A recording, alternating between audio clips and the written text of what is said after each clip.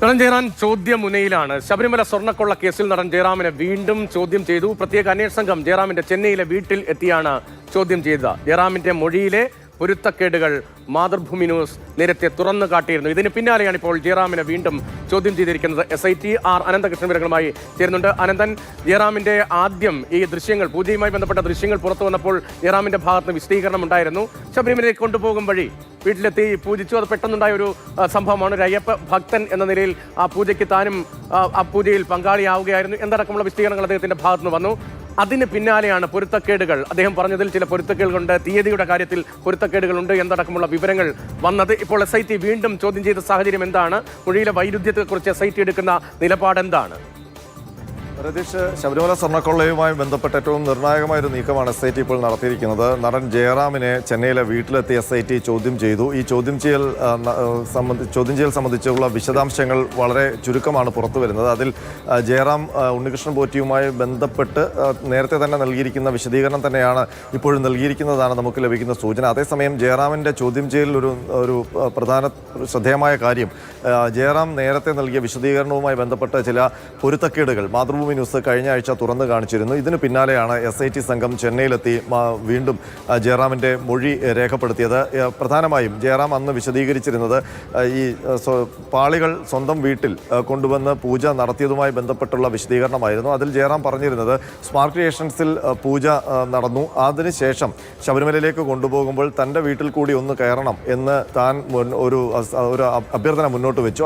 അങ്ങനെയാണ് ഉണ്ണികൃഷ്ണൻ പോറ്റിയും സംഘവും ആ പാളികൾ തൻ്റെ വീട്ടിലേക്ക് കൊണ്ടുവന്നതെന്നാണ്. അതായത് സ്മാർട്ട് ക്രിയേഷൻസിൽ ജയറാം പങ്കെടുത്ത പൂജയും ജയറാമിൻ്റെ വീട്ടിൽ നടന്ന പൂജയും ഒരേ ദിവസമാണ് എന്ന നിലയ്ക്കായിരുന്നു അന്ന് ജയറാം നൽകിയിരുന്ന വിശദീകരണം. പക്ഷേ ഇത് തെറ്റാണ് എന്നായിരുന്നു മാതൃഭൂമി ന്യൂസ് കഴിഞ്ഞ ദിവസം വാർത്തയിലൂടെ സമർത്ഥിച്ചത്. അതായത് സ്മാർട്ട് ക്രിയേഷൻസിൽ നടന്നത് കട്ടളപ്പാളിയുടെ പൂജയാണ്. ആ കട്ടളപ്പാളിയുടെ പൂജയിൽ ജയറാം പങ്കെടുത്തിരുന്നു. അത് 2019 ജൂൺ മാസത്തിലാണ്.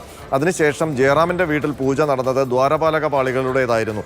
അവിടെ ആ പൂജ നടക്കുമ്പോൾ അത് സെപ്റ്റംബർ മാസത്തിലാണ് പൂജ നടന്നത്. അപ്പോൾ 2 മാസങ്ങളിൽ നടന്ന പൂജ ഒരു ദിവസം നടന്ന പൂജ എന്ന രീതിയിൽ എന്ന മട്ടിൽ ജയറാം അവതരിപ്പിച്ചത് എന്തുകൊണ്ടാണ്? അത് ഉണ്ണികൃഷ്ണൻ പോറ്റിയൊക്കെ അറസ്റ്റിലാകുന്നതിന് മുൻപാണ് അത്തരമൊരു വിശദീകരണം ജയറാമിൻ്റെ ഭാഗത്തു നിന്ന് വന്നത്. അപ്പോൾ അത് പെട്ടെന്ന് ഇങ്ങനെ ഒരു സ്വർണ്ണക്കൊള്ളയുമായി ബന്ധപ്പെട്ട വിശദാംശങ്ങൾ പുറത്തു വന്നപ്പോൾ അതുമായി ബന്ധപ്പെട്ട് ഉണ്ണികൃഷ്ണൻ പോറ്റിയും സംഘവും നൽകിയ വിശദീകരണം അപ്പാടെ ജയറാം ആവർത്തിച്ചതാണോ? അന്ന് രക്ഷപ്പെടാനുള്ള പഴുതുകൾ ഉണ്ണികൃഷ്ണൻ പോറ്റിയുടെ ഭാഗത്ത് നിന്ന് ഒരു വിശദീകരണമായി ജയറാമിനെ കൊണ്ട് പറയിപ്പിച്ചതാണോ? പോറ്റി ഉൾപ്പെടെ അറസ്റ്റിലായവരെ സംരക്ഷിക്കുന്നതിന് വേണ്ടി അവർക്ക് പങ്കാളിത്തമില്ല, അല്ലെങ്കിൽ ഏതെങ്കിലും തരത്തിലുള്ള പിഴവ് പറ്റിയിട്ടില്ല എന്നത് ബോധ്യപ്പെടുന്നതിന് വേണ്ടി അവർ പറഞ്ഞു കൊടുത്ത സ്ക്രിപ്റ്റ് അതേപടി ജയറാം പറഞ്ഞു എന്നതാണോ? അത്തരമൊരു സംശയമാണോ?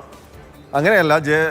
ആ സമയത്ത് ജയറാമിൻ്റെ വിശദീകരണം വരുന്ന സമയത്ത് ഉണ്ണികൃഷ്ണൻ പോറ്റിയൊക്കെ ആരോപണ വിധേയരായി നിൽക്കുകയാണ്. പക്ഷേ അന്ന് ഉണ്ണികൃഷ്ണൻ പോറ്റിയൊന്നും അറസ്റ്റിലൊന്നും ആയിട്ടില്ല. അന്ന് ഈ സ്വർണ്ണപ്പാളി സംബന്ധിച്ച് സ്മാർട്ട് ക്രിയേഷൻസ് വേറൊരു വിശദീകരണമാണ് നൽകിയത്. ഞങ്ങൾക്കിതൊന്നും വീണ്ടും പുത്തൻ ചെമ്പർ പ്ലേറ്റിലാണിത് ഇലക്ട്രോപ്ലേറ്റ് ചെയ്തത്, ഞങ്ങൾക്ക് പഴയ പാളിയിൽ ഇലക്ട്രോപ്ലേറ്റ് ചെയ്യാൻ പറ്റില്ല എന്നൊക്കെയുള്ള നിലപാടെടുത്ത് നിൽക്കുന്ന സമയമാണ്. ആ സമയത്ത് ജയറാം പറഞ്ഞിരുന്നത് ഇതെല്ലാം ഒരേ ദിവസം നടന്നു എന്നുള്ളതാണ്. അപ്പോൾ ഇതെല്ലാം ഇവർ പ്ലാൻ ചെയ്ത് ഇപ്പം ജയറാം ഒരുപക്ഷെ അന്ന് പകച്ചുപോയി കാണും ഈ ഇങ്ങനൊരു സംഭവം നടന്നു എന്നുള്ള വാർത്തകൾ പുറത്തു വരുമ്പോൾ. അപ്പോൾ ഒരുപക്ഷെ ഉണ്ണികൃഷ്ണൻ പോറ്റി നൽകിയ വിശദീകരണത്തിൻ്റെ പുറത്തായിരിക്കാം അങ്ങനെ പറഞ്ഞതെന്നായിരിക്കും കരുതുന്നത്. ഏതായാലും നിലവിൽ SIT അന്വേഷിക്കുന്നത് 2 കാര്യങ്ങളാണ്. അതായത് സ്വർണ്ണക്കൊള്ളയുമായി ബന്ധപ്പെട്ട അന്വേഷണത്തിനൊപ്പം തന്നെ ഈ ശബരിമലയിലെ സ്വർണ്ണപ്പാളികൾ മറ്റ് സംസ്ഥാനങ്ങളിൽ കൊണ്ടുപോയി പ്രദർശന വസ്തുവാക്കി പൂജകൾ നടത്തി പണം സമ്പാദിച്ചു എന്നുള്ളൊരു കേസ് കൂടിയുണ്ട്. അപ്പോൾ അതിൽ ജയറാമിൻ്റെ പങ്ക് എന്താണ്? ജയറാം പറഞ്ഞിട്ടാണോ വീട്ടിലേക്ക് ഈ പാളികൾ കൊണ്ടുവന്നത്? അതല്ല ഉണ്ണികൃഷ്ണൻ പോറ്റി ജയറാമിനെ കബളിപ്പിച്ച്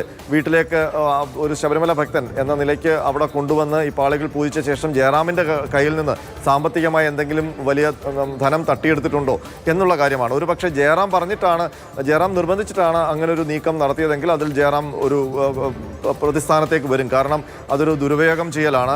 ആ കാര്യങ്ങൾ കൂടി SIT അന്വേഷിക്കുന്നുണ്ട്. അതല്ല ജയറാമിനെ സാമ്പത്തികമായി തട്ടിപ്പ് വിധേയമാക്കുന്നതിൻ്റെ ഭാഗമായിട്ട് ഉണ്ണികൃഷ്ണൻ പോറ്റി കൊണ്ടുവന്നതാണോ എന്നുള്ള കാര്യം കൂടി പരിശോധിക്കുന്നുണ്ട്. അതിലാണ് വ്യക്തത കുറവുള്ളത്. മാത്രമല്ല, എന്തുകൊണ്ടാണ് ജയറാം ആദ്യഘട്ടത്തിൽ അങ്ങനെ ഒരു കള്ളം പറഞ്ഞത്? അതായത് എല്ലാം ഒരേ ദിവസം നടന്നു എന്ന മട്ടിൽ അവതരിപ്പിച്ചത്. ആ കാര്യങ്ങളിലൂടെ ക്ലാരിഫിക്കേഷൻ കൂടി SIT തേടുന്നുണ്ട്. അപ്പോൾ ജയറാം നിലവിൽ നൽകിയിരിക്കുന്ന മൊഴി എന്ന് പറയുന്നത് ഉണ്ണികൃഷ്ണൻ പോറ്റിയെ നേരത്തെ അറിയാം, ശബരിമലയിലെ ഒരാളെന്ന നിലയ്ക്കാണ് അറിയാൻ പറ്റുന്നത്.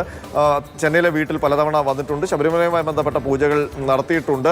അതിനപ്പുറം ഈ സ്വർണ്ണക്കൊള്ളയുമായി ബന്ധപ്പെട്ട കാര്യങ്ങളോ തട്ടിപ്പുകാരനാണോ എന്നൊന്നും അറിയില്ല എന്നുള്ള മൊഴിയാണ് നൽകിയിരിക്കുന്നത്.